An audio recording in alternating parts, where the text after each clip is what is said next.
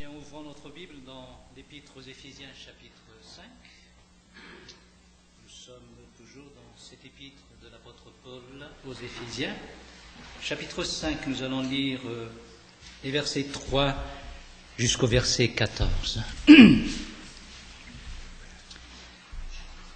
Que l'impudicité, qu'aucune espèce d'impureté et que la cupidité ne soient pas même nommés parmi vous, ainsi qu'il convient à des saints. Qu'on n'entende ni paroles déshonnêtes, ni propos insensés, ni plaisanteries, choses qui sont contraires à la bienséance. Qu'on entende plutôt des actions de grâce, car sachez-le bien, aucun impudique ou impur, ou cupide, c'est-à-dire idolâtre, n'a d'héritage dans le royaume de Christ et de Dieu. Que personne ne vous séduise par de vains discours, car c'est à cause de ces choses que la colère de Dieu vient sur les fils de la rébellion. N'ayez donc aucune part avec eux. Autrefois vous étiez ténèbres et maintenant vous êtes lumière dans le Seigneur.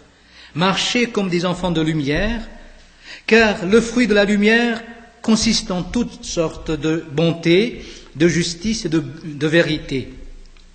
Examinez ce qui est agréable au Seigneur et ne prenez point part aux œuvres infructueuses des ténèbres, mais plutôt condamnez-les.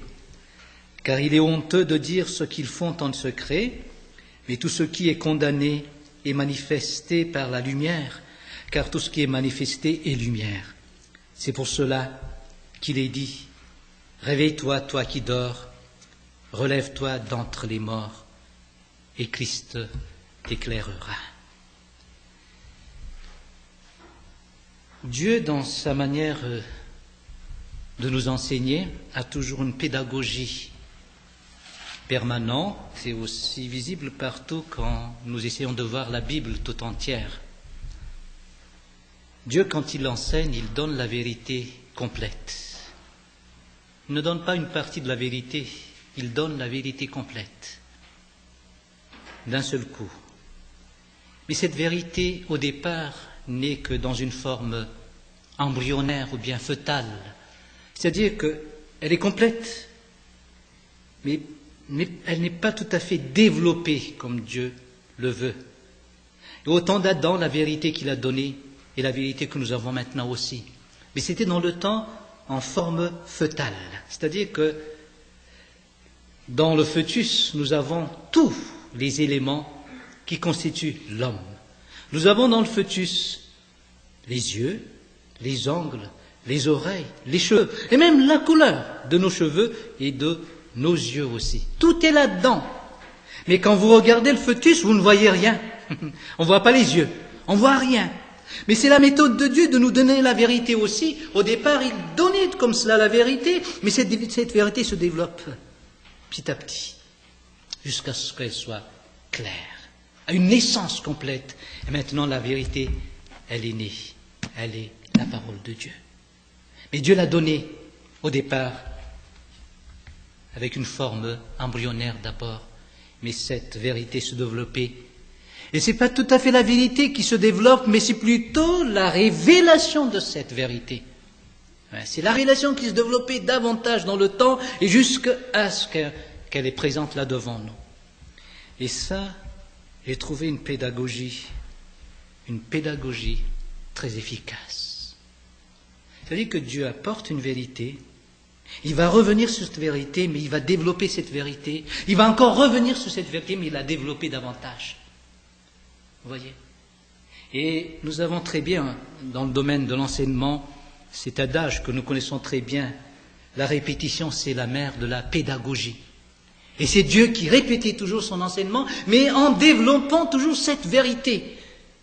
Je ne sais pas si vous l'avez remarqué, mais c'est toujours mon approche aussi maintenant. J'ai opté cette pédagogie dans mes enseignements, mes prédications.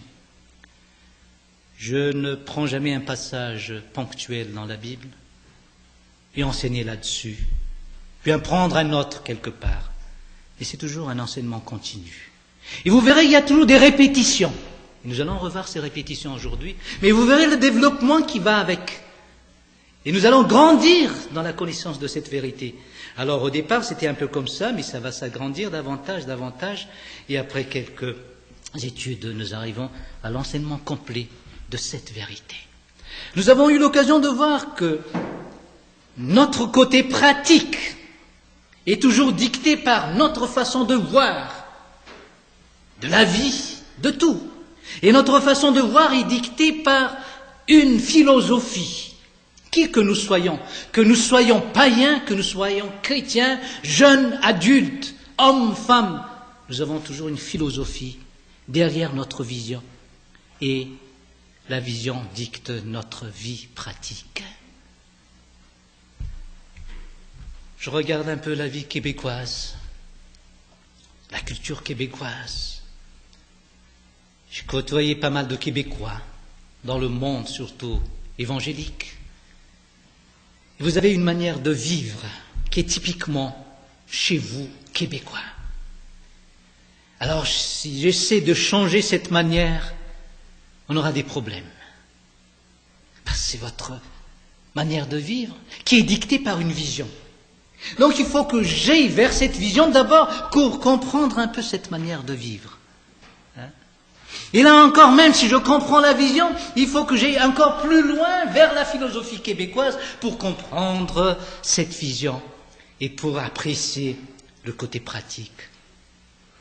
Et ça, c'est très important. Et nous avons vu que les païens ont leur théologie aussi. Et nous avons étudié ensemble dans Éphésiens. Mais nous allons voir cet enseignement est trouvé dans la Bible tout entière. Et nous allons prendre un passage qui va appuyer encore cet enseignement. Et nous avons vu dans Éphésiens chapitre 4, verset 18, que les païens sont ignorants, des agnostiques, comme on dit, un terme théologique, technique, mais qui sous-entend que nous sommes ignorants. Les païens sont agnostiques. C'est l'ignorance de l'existence de Dieu lui-même. Mais il est dit aussi qu'ils ont le cœur endurci. Ils sont contre ce Dieu qui existe en réalité, mais ils rejettent ce Dieu, c'est ce qu'on appelle l'athéisme. Il y a l'agnosticisme et aussi l'athéisme chez les païens. C'est leur philosophie de la vie et c'est leur théologie, point de Dieu.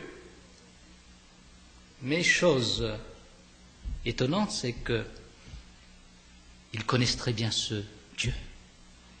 Ils savent que ce Dieu existe, c'est pour ça qu'ils le rejettent. Un rejet sous-entend l'existence de quelque chose qu'on rejette. Ils rejettent ce Dieu. Ils n'acceptent pas ce Dieu. Voilà en tout cas l'athéisme.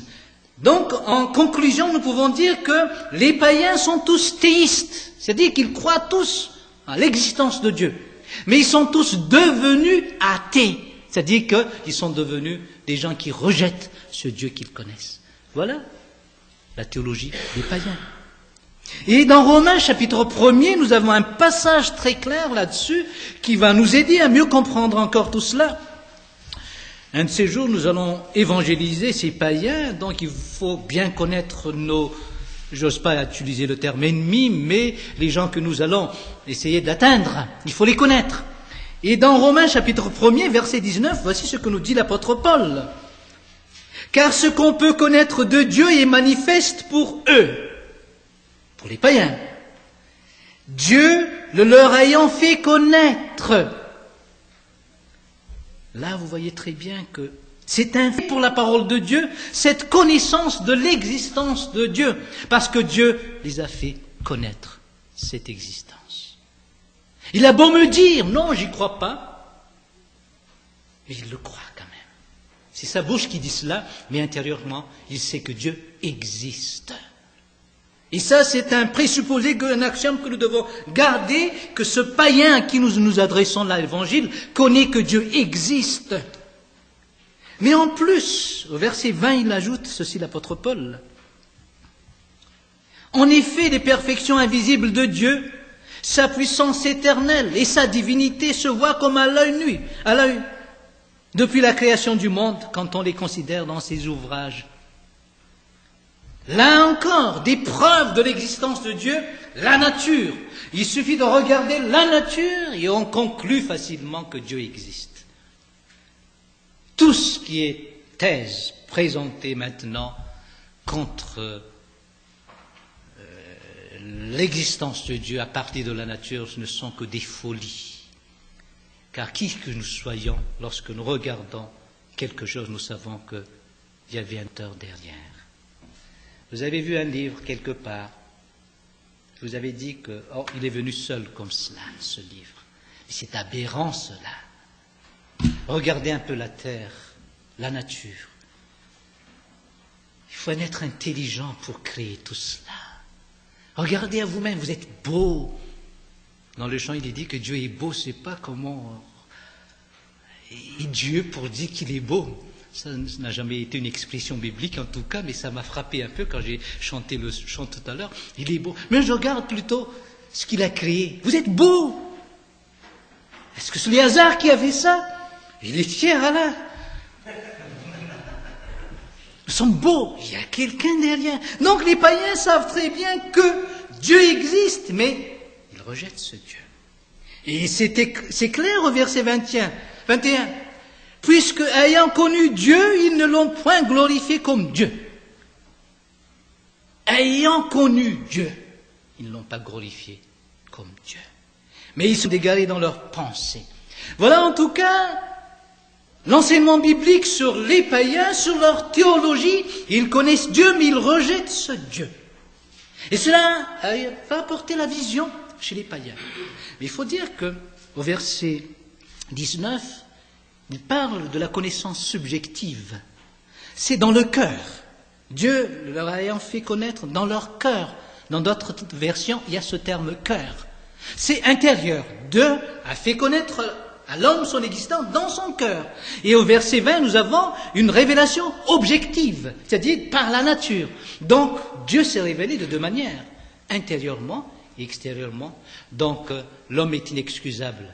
Il connaît que Dieu existe. C'est ce qu'il dit au verset 20. Ils sont donc inexcusables, puisque ayant connu Dieu, ils l'ont rejeté. Et nous avons pris un exemple typique dans la Bible, l'exemple des Israélites. Vous vous rappelez très bien, les Israélites. Pire encore que les païens, dans Exode 32, ils connaissaient le Dieu d'Abraham. Non pas seulement le Dieu créateur, mais le Dieu d'Abraham. Ils connaissaient un Dieu qui existait vraiment, et qui existe encore. Ils connaissaient l'Éternel, leur Sauveur. Et en plus des païens, ils ont eu une expérience remarquable avec ce Dieu. Le Dieu qui les a délivrés de l'emprise de Pharaon, de l'emprise d'Égypte. Et ça, c'est une connaissance plus qu'une connaissance dans la nature et dans le cœur. C'est plus objectif parce que Dieu a fait quelque chose, et plus encore subjectif parce qu'on l'a senti, cette œuvre de Dieu. Mais lorsqu'ils étaient arrivés dans le désert, près de cette montagne, ils ont trouvé que ce Dieu est loin. On ne le voit pas. Moïse n'est pas présent. Alors ils commençaient à dire que ce Dieu n'existe pas. Ils rejetaient ce Dieu qui les a délivrés. Et c'est pire que chez les païens. Parce qu'ils avaient plus de connaissances que les païens. Ils ont rejeté Dieu. Voilà un exemple typique d'une théologie, et ça représente un peu aussi notre monde évangélique maintenant. On dit que tout est pour Dieu, c'est pour l'Éternel, mais en réalité, quand on écoute et quand on regarde tout ce qui se dit et se fait, eh bien, on hésite à dire que c'est vraiment le Dieu de la Bible qu'on voit là derrière. On hésite. Et pourtant, on dit que c'est le Dieu de la Bible. Et là, on est confus. Donc, vous voyez, on a vu l'enseignement de l'apôtre Paul dans Éphésiens. Mais Romains en parlaient aussi. Vous voyez très bien cette sorte de répétition. Et Romains, en plus, apportent d'autres explications. Et nous avons l'illustration des Israélites. Passons maintenant à la vision des païens. Revoyons encore la vision des païens à l'épître aux Éphésiens. Chapitre 4, verset 18, il nous est dit que ils ont l'intelligence obscurcie, ils sont étrangers à la vie de Dieu. Ils ne voient rien. Ils ne comprennent rien. Ils ont la vision floue. Ils sont dans les ténèbres. Et ils ne voient que l'obscurité. Voilà leur vision. Parce qu'ils ont rejeté Dieu, ils sont tombés dans cette vision obscure. Vision des ténèbres. Et le terme au verset 18 est un très très fort. Ils sont étrangers. Ils sont aliénés quant à la vie de Dieu. Et quelqu'un qui est aliéné, c'est quelqu'un qui était rejeté de la société. C'est un fou, voilà, un aliéné. Qui ne comprend pas la vie normale des gens. Et nous sommes devenus fous dans ce sens où nous ne comprenons pas la vie de Dieu, les choses de Dieu, et sommes étrangers de tout cela. Voilà le païen en tout cas. Il a la vision floue comme cela, dans l'obscurité. Verset 8 du chapitre 5, il utilise un terme très très fort. Autrefois vous étiez ténèbres. En parlant des chrétiens d'Éphèse, ils étaient ténèbres. Et les païens sont dans les ténèbres tout en étant des ténèbres eux-mêmes. C'est leur vision. Noir, on ne voit rien, on ne comprend rien, c'est vraiment les ténèbres. Et verset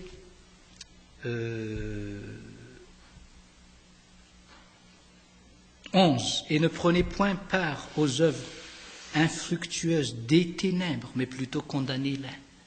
Œuvres infructueuses des ténèbres. Ils sont dans les ténèbres. Voilà l'enseignement de l'apôtre Paul sur les païens dans Éphésiens, mais essayons de revoir Romains chapitre 1er. Versets 21 et 23. Vous voyez toujours cette répétition de Dieu, mais avec un développement. Verset 21, qu'est-ce qu'il nous dit? Voici. Puisque, ayant connu Dieu, ils ne l'ont point glorifié comme Dieu, et ne lui ont point rendu grâce, mais ils se sont égarés dans leurs pensées, et leur cœur sans intelligence a été plongé dans les ténèbres.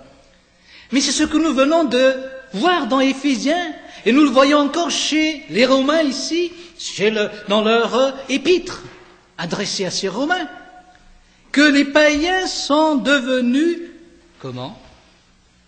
Des gens avec des pensées égarées. Ils se sont égarés dans leurs pensées, et leur cœur sans intelligence a été plongé dans les ténèbres.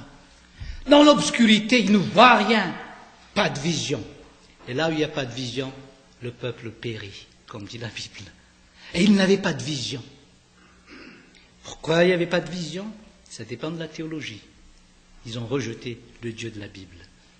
Donc, il y a une confusion maintenant. Ils sont dans les ténèbres. Mais pire qu'au verset 22. Se vantant d'être sages, ils sont devenus aliénés. C'est le terme de Éphésiens, ça. Mais ici, le terme de Romains, c'est quoi? Fou.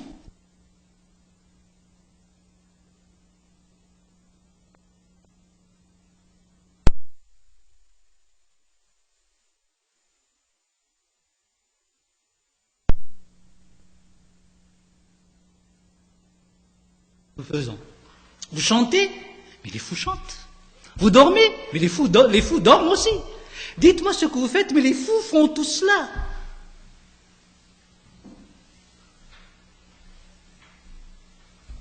Par exemple, ici, ils sont en train d'écouter un prédicateur, mais en écoutant, il chantait. Voilà ce qu'on appelle un fou. Le chant est beau, mais ce n'est pas la place pour, ni le moment pour. Voilà ce qu'on appelle un fou. Pourquoi cela? Parce qu'ils ont la vision obscurcie, ils ne savent plus ce qui est noir et ce qui est blanc.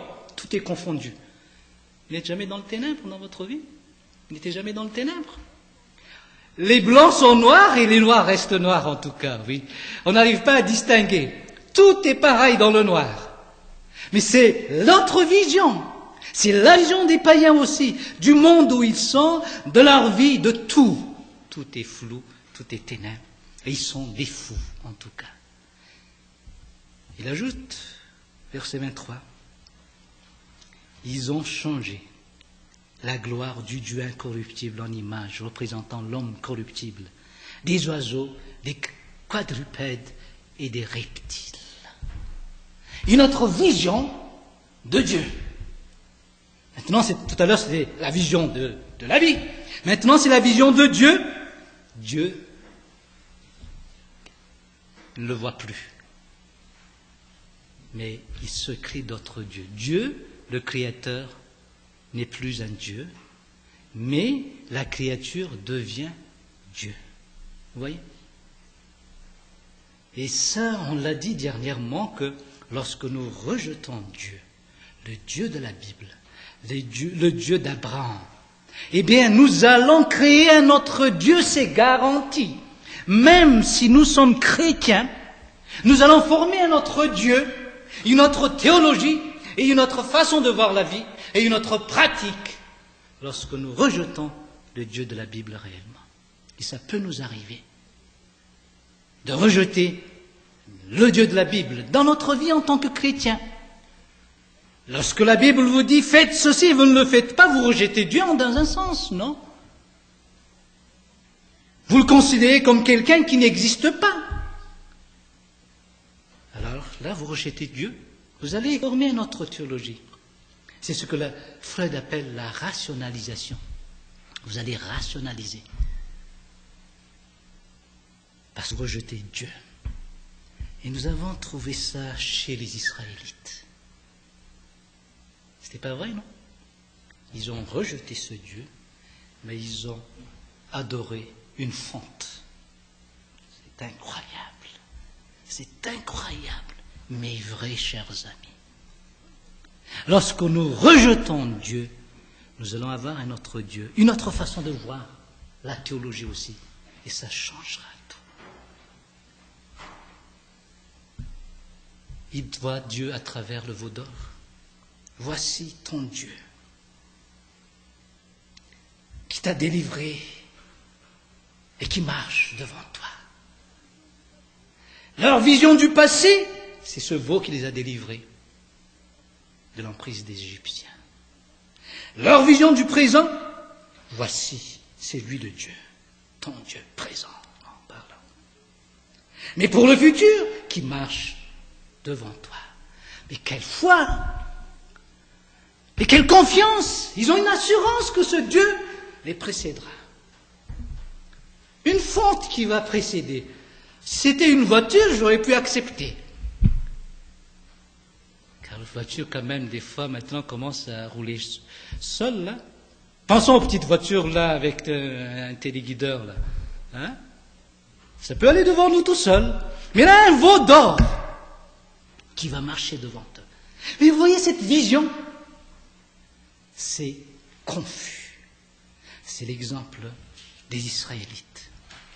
Mais repensons notre vie, nous qui sommes chrétiens. Dans le monde, nous sommes, l'apôtre Paul parlait de l'égoïsme, du matérialisme et aussi de l'hédonisme. Surtout ce dernier, le plaisir, l'hédonisme, le spectacle. Et c'est notre Dieu, le Dieu trinitaire de ce monde post-moderne, l'égoïsme, le matérialisme et l'hédonisme. Les trois vont ensemble. Type de trinité de ce monde, que le monde adore. Et allez toucher à ces veaux d'or, vous verrez bien, vous allez avoir des problèmes, c'est garanti. Là, je parle du monde. Mais je parle maintenant des églises qui se disent évangéliques, qui ont une sorte de veau d'or. Touchez un peu à cela et vous verrez bien. La meilleure méthode de connaître les gens, c'est de les toucher un peu dans le domaine où ils se trouvent. Avec une parole ou bien une petite expression. Ils vont réagir. Si vous êtes lépreux,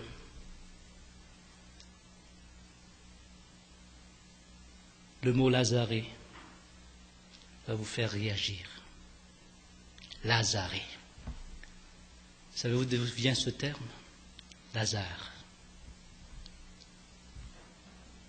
Et Lazaré, c'est un lieu, une sorte de sanatorium, où on rejette lépreux. Donc, Lazare a pour vous une connotation, comment dirais-je, terme péjoratif peut-être pour vous, si vous êtes lépreux. Hein? Ah, les Chinois, ils sont fous. Est-ce que ça vous touche? Non, parce que vous n'êtes pas chinois. Ah, les Chinois, ils sont intelligents. Non, ça ne vous touche pas. Et si je dis les Québécois sont... Ah, automatiquement, vous réagissez. Hein? Et quand vous touchez un problème surtout, il y aura une réaction, c'est sûr. Alors ne touchez pas à ces problèmes, asseyez-vous des autres églises là, si vous ne voulez pas avoir des problèmes. Mais quand même, c'est notre devoir d'être sensible à cela. Et le vrai problème, je tiens à vous dire, c'est le côté pratique maintenant, qui va démontrer que c'est un grand problème dans les églises évangéliques aussi. Chez les païens, dans Éphésiens, la pratique, c'est qu'ils se sont livrés à la dissolution, au dérèglement, pour commettre toute espèce d'impureté jointe à la cupidité. C'est au vers 17 et 19 du chapitre 4 de Éphésiens, là. C'est leur marche. Ils marchent selon la vanité de leur pensée, une pensée vaine, une vision erronée qui dicte leur marche. Et alors, ils ont tout sentiment, ils ont perdu tout sentiment, ils n'ont plus honte de ce qu'ils font. Et le monde est fier de ce qu'il fait. Hein?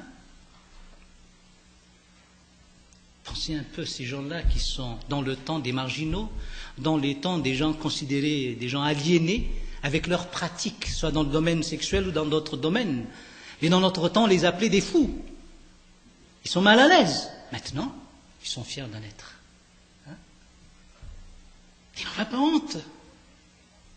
D'avoir volé, d'avoir tué, ils sont fiers d'avoir fait quelque chose dans leur vie. Et c'est le péché qu'ils ont fait. Ils en ont fiers.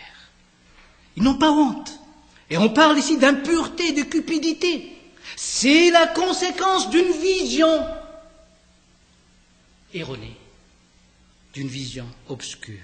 Mais c'est aussi la conséquence d'une théologie, une théologie qui rejette le Dieu de la Bible.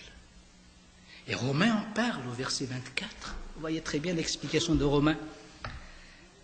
C'est pourquoi Dieu les a livrés à l'impureté. Et là, il nous est dit que c'est Dieu qui les a livrés. Verset 26. C'est pourquoi Dieu les a livrés à des passions infâmes. Verset 28. Comme ils ne se sont pas souciés de connaître Dieu, Dieu les a livrés à leur sens réprouvé. Le terme d'expression Dieu les a livrés n'est qu'une conséquence de l'acte de Dieu. L'acte que Dieu fait ici, si on regarde vraiment le texte original, c'est que Dieu lâche le païen. Hein? Dieu tient encore le monde. Dieu nous tient encore. C'est pour cela que nous ne sommes pas encore dans l'enfer total. Il nous tient encore. Mais lorsqu'il commence à lâcher sa main, eh bien nous allons nous livrer nous-mêmes au péché. Et ce sera la corruption et la perversion totale. Et je crois lorsque Dieu ne tient plus, c'est ce que nous appelons l'enfer, le vrai enfer. Dieu va laisser l'homme dans ses péchés. Et Dieu a lâché sa main, alors automatiquement, l'homme fonce. Vous voyez bien celle-là. Je lâche un peu. Là, vous avez peur. Heureusement, Dieu tient encore entre ses mains le monde. Mais il commence à lâcher aussi. Chez les païens qui l'ont rejeté. Et ils se sont livrés à quoi? Verset 24. Ils se sont livrés à l'impureté selon les convoitises de leur cœur, en sorte qu'ils déshonorent eux-mêmes leur propre corps. Vous voyez la mode qu'on a? Moi, je prends toujours l'exemple de ma femme. Pour les filles ou bien les femmes qui portent des mini-jupes, alors j'ai dit, pensez un peu à ma femme. Avec sa mini-jupe qui est jusqu'ici, puis elle attrape. Qu'est-ce que vous allez dire? Quelle sera votre réaction? Et c'est exactement la réaction des autres aussi en vous voyant avec votre mini-jupe. Vous n'avez pas honte de montrer cela? Et là encore, ça va la mini-jupe. Mais regardez les films qu'on a là maintenant. Non, pas seulement les films, mais encore les livres. Tout, ils démontrent tout cela. Le monde n'a pas peur. Vous voyez, vous vous rappelez très bien cette femme qui était allée pour... C'était à Cannes, je ne me rappelle plus. Il fallait donner l'Oscar aux vedettes, là. J'ai oublié son nom, là, mais elle est sortie presque nue. Hein. Et elle trouve ça normal. C'est ce que nous dit la Bible.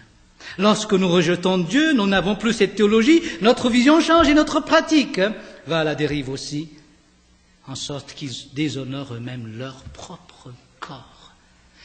Chère jeune fille, chère dame, respectez votre corps. Ça doit être suffisant comme enseignement d'abord sur ce côté-là.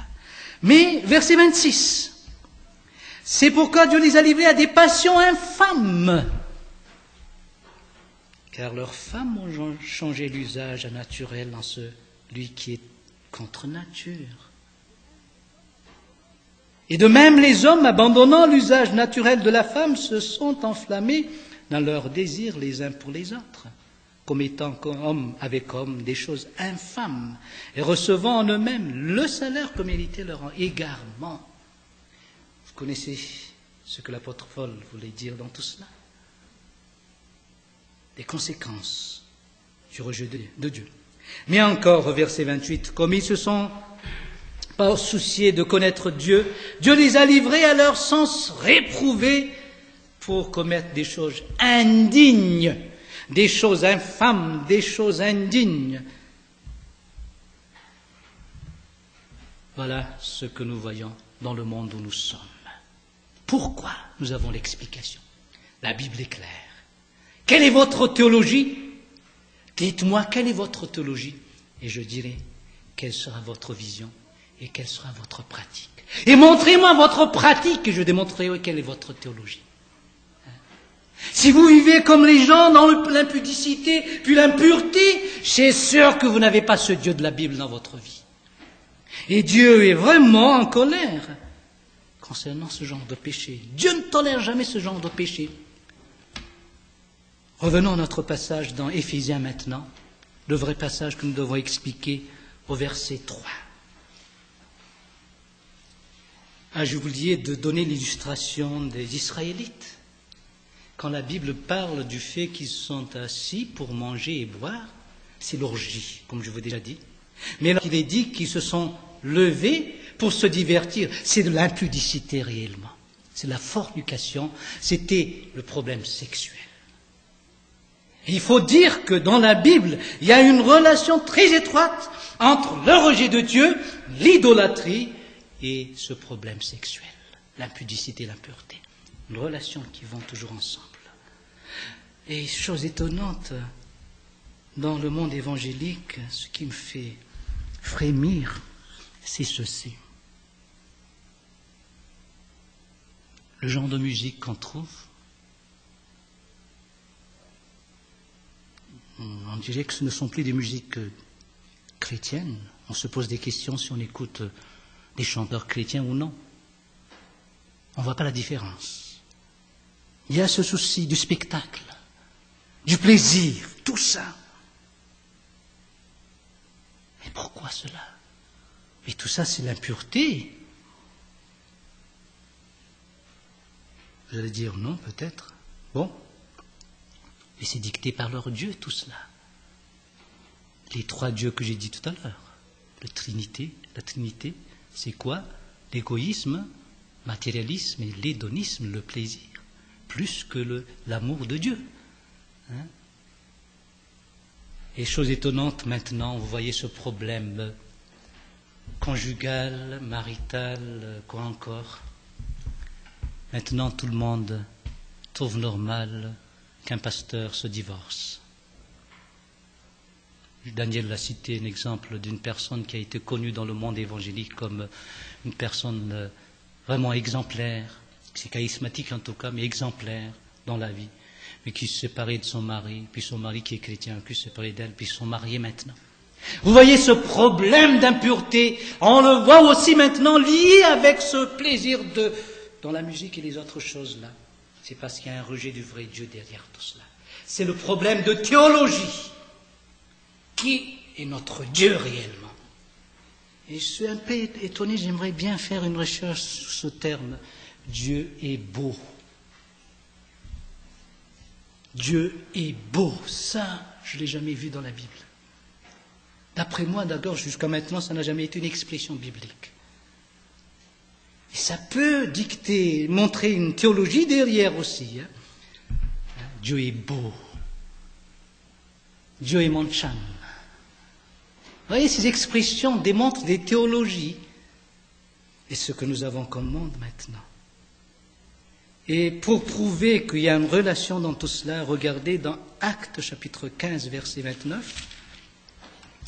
L'idolâtrie et aussi ce problème sexuel, Actes chapitre 15, verset 29. On demande aux païens qui sont devenus chrétiens ceci. Versets 28 et 29. Il a paru bon au Saint-Esprit et à nous de vous imposer d'autres charges de ne vous imposer d'autres charges que ce qui est nécessaire. Et voici ce qui est nécessaire, c'est quoi? Savoir de vous abstenir des viandes sacrifiées, en relation avec l'idolâtrie. Sacrifiées à qui? Aux idoles. Du sang, lié encore aux idoles. Des animaux étouffés, liés aux idoles. Et de l'impudicité, c'est lié à quoi? Aux idoles encore. Ouais. Chose étonnante, ils mettent l'impudicité là, en même temps avec la viande. Hein? Pourquoi? Parce que c'est lié à l'idolâtrie. Donc nous allons essayer de voir maintenant dans Éphésiens l'explication de l'apôtre Paul sur ce type de péché, sur ce genre de péché, l'impudicité, l'impureté. Verset 3, chapitre 5 d'Éphésiens. Que l'impudicité, qu'aucune espèce d'impureté, et que la cupidité ne soit pas même nommée parmi vous.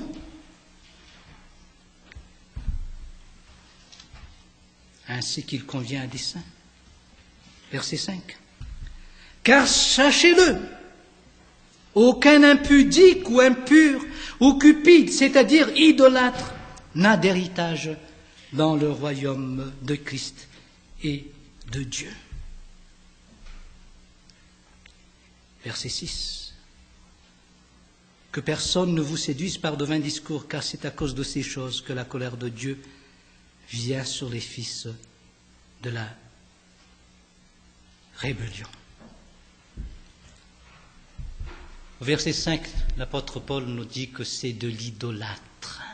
De l'idolâtrie dans le sens l'impudicité, l'impureté et la cupidité. C'est de l'idolâtre. Vous voyez? Une relation. Idolâtrie et ce genre de péché. Et c'est une conséquence du rejet de Dieu. Et pour cela, nous voyons des choses qui se font dans le monde qui sont maintenant dans les églises parce que la théologie a changé. Ça, c'est garanti. Il faut revenir à la théologie biblique, au Dieu de la Bible. Et c'est là la solution. On a beau changer l'extérieur et la pratique, mais ça reviendra toujours tant que le vrai problème persiste à exister toujours. Et l'impudicité, c'est quoi ça? Eh bien, l'impudicité, selon le terme grec qui est utilisé, c'est la fornication. La fornication. Et fornication, c'est la relation sexuelle hors du mariage. Hors du mariage. Ça, c'est le premier sens du terme. Fornication. Et vous voyez très bien le monde où nous sommes. Les jeunes à partir de 13, 14 sont comme des adultes maintenant, vivent dans ce péché aussi. J'ai lu un article dans le journal disant qu'au Québec, c'est le pays dans le monde qui a plus de taux d'avortement. 38% d'avortement sur 100 bébés vivants, ce qui est supposé être vivant. Eh bien, il y avait eu 38 qui ont été avortés. Et ils ont donné l'âge entre 14 et 44, je ne me trompe pas. 14 à 25. Vous voyez? De 14 ans. Je pense aux jeunes, mon fils, aux jeunes qui sont ici. Dieu considère cela comme une fornication, impudicité, comme un péché qu'il ne tolère pas. Et Dieu est en colère. Je vais vous montrer ce que la Bible nous dit, ce que Dieu pense de ce péché dans le chapitre 3. Que l'impudicité, qu'aucune espèce d'impureté et que la cupidité ne soit pas même nommée parmi vous, ainsi qu'il convient à des saints. Verset 4. Car sachez-le bien, aucun impudique ou impur ou cupide, c'est-à-dire idolâtre, n'a d'héritage dans le royaume de Christ et de Dieu. Point de vue pour ces gens-là. Et si vous vivez là-dedans et vous me dites que vous êtes sauvés, non, je ne crois pas. Il ne faut pas jouer à ce péché. Certes, il ne faut pas jouer à tous les péchés, mais surtout à celui-là. L'impudicité, la fornication, l'impureté, nous verrons cela après. La cupidité aussi, car c'est grave, Dieu ne tolère pas cela. Le Seigneur a horreur de cela, le Seigneur n'accorde pas le royaume à des gens qui vivent là-dedans. Dieu est en colère. Dans Romains, on le voit, ici aussi. Verset 6, que personne ne vous séduise par de vains discours, car c'est à cause de ces choses que la colère de Dieu vient sur les fils de la rébellion. Dieu n'accepte pas cela, il ne tolère pas cela, et Dieu se met en colère.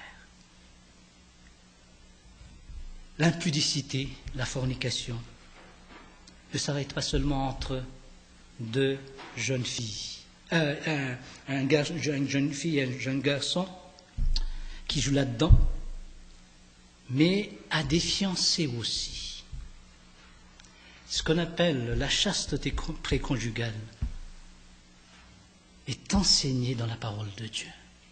Ce n'est pas parce que ça va être votre femme dans quelques mois que vous allez dormir avec. Ça, c'est de l'impudicité, la fornication. Et Dieu ne tolère pas ça. Dieu a horreur ces abominations. Lisez la Bible sur tout cela, vous allez trouver que Dieu ne tolère pas cela. Et Dieu se met en colère à cause de cela. Et tôt ou tard, vous allez le savoir dans votre vie, si vous jouez là-dedans. Si vous êtes un enfant de Dieu, eh bien, ne jouez pas là-dessus. Arrêtez cela. Et confessez ça devant le Seigneur, car Dieu ne tolère pas cela. Dieu se mettra en colère, c'est sûr. Je ne vais pas être plus divin que Dieu. Mais pour parler de sa colère, je ne peux pas être plus divin que lui. Ça, je tiens à vous le dire. Ce que je dis là, je le dis à ma manière simplement, c'est tout. J'arrive même pas à vous convaincre que Dieu sera en colère de ce péché. Dieu n'aime pas ça.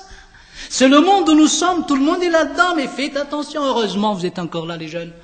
Heureusement, vous êtes venus aujourd'hui pour entendre cela. Ne joue pas à cela. Dieu n'aime pas ça. Je pense aussi à ceux qui vont se marier. Arrêtez cela si ça vous arrive dans votre vie. Si vous êtes chrétien, si vous ne l'êtes pas, ça c'est un autre problème. Cherchez à trouver le salut et à laisser ce péché et accepter Jésus comme votre Seigneur et Sauveur. Mais si vous êtes enfant de Dieu, je suis sûr que vous allez avoir la conscience, non pas tranquille aujourd'hui, qui va travailler. Si vous êtes enfant de Dieu, car Dieu ne tolère pas l'impudicité, qui est la fornication, la relation sexuelle avant le mariage, hors du mariage. Mais il y a aussi une autre forme de fornication. Eh bien, là, nous sommes un peu stricts avec les jeunes, hein. Mais chose terrible maintenant, c'est que les gens qui sont mariés dans le monde évangélique, on trouve ce problème qui existe dans le monde aussi. On va avec la femme d'autres. membre de l'Église, bien sortir avec d'autres femmes à l'extérieur. Mais chose, je ne dirais pas courante, mais existante, cela dans le monde évangélique. Mais c'est effarant, ça existe. Ça me rappelle très bien une église à Madagascar. Il y avait un jeune homme qui est déjà marié, qui a quitté une église pour être dans une autre. Il avait des petits problèmes d'adultère en tout cas, mais il cachait tout, personne ne le voyait. Il avait peur de son pasteur, alors il quittait l'église. Puis l'autre église l'a accepté. Ils n'ont même pas posé des questions. Et surtout les pasteurs étaient tout chauds, tout flammes pour cela. C'était son tcham aussi. Mais je dirais 1 an après, ce jeune homme a pris la femme du pasteur. Vous voyez, c'est terrible. C'est le monde où nous sommes. Et je tiens à vous dire, au fond de tout cela, c'est un problème de musique encore.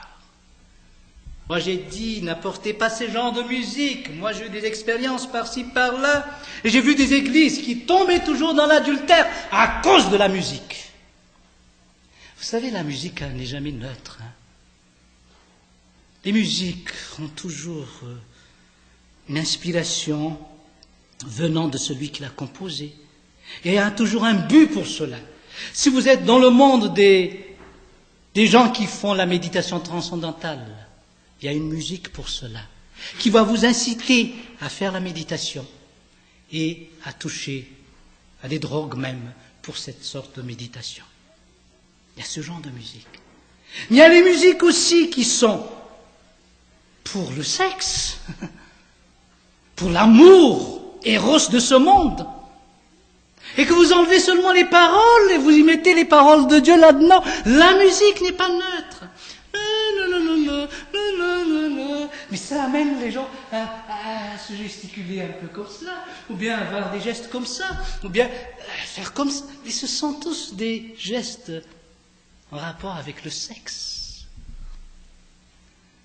Les jeunes qui écoutaient Michael Jackson, les jeunes filles, elles montent sur le podium pour embrasser cet homme. Et elles ne veulent plus quitter cet homme. Elles veulent garder sur Michael Jackson. On lance le mouchoir. Il vient de renifler là-dessus, puis on lance le mouchoir, mais les filles sautent dessus. Mais à cause de la musique. Lui, s'il était comme ça, sans rien dire, faisant les mêmes gestes, il n'y aura pas ça. C'est à cause de la musique. La musique, elle n'est pas neutre.